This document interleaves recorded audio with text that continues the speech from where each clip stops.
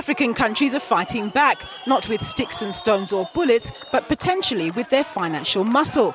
Zimbabwe riot police dispersed protesters that had gathered outside the South African embassy this morning. Scores of mainly civil society members waving placards and singing songs denouncing xenophobia called on South Africa to act decisively to end the scourge. We are sustaining the economy by giving them cheap labor and sustaining the economy. Now, we are also importing goods from their country, bringing them here. We are their market. So do they want us to stop buying their goods?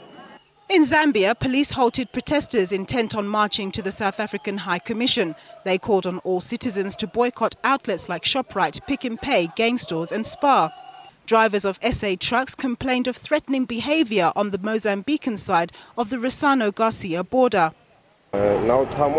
When you're coming from Maputo approaching the border, there were police waiting on the left of the road. But on the right side, there were people with spade and picks. There are also concerns that Africa's biggest economy, Nigeria, may also introduce a retaliatory response to the violence against its citizens. Meanwhile, South African business says while government has made the right noise in condemning the violence, it's imperative for law enforcement to act in preventing any further anarchy. Our biggest worry as business is the fact that there's companies that are operating in the continent from South Africa, South African companies. So you have your MTN, you have your Standard Bank, your Nedbank, your FNB, you have your Woolworth, you have your Sasol that are operating in the continent. All these companies can only get affected by this kind of silly actions that we are seeing. At the bottom line is that we think that this is thuggery, this is criminal activities that are going on. A number of government ministers reiterated President Zuma's condemnation of the attacks.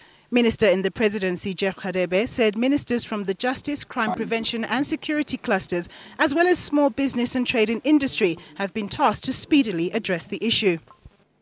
The ministers have also been tasked to deal with the underlying socio-economic conditions which seem to be at the heart of these attacks, so that this matter can be dealt with decisively and comprehensively.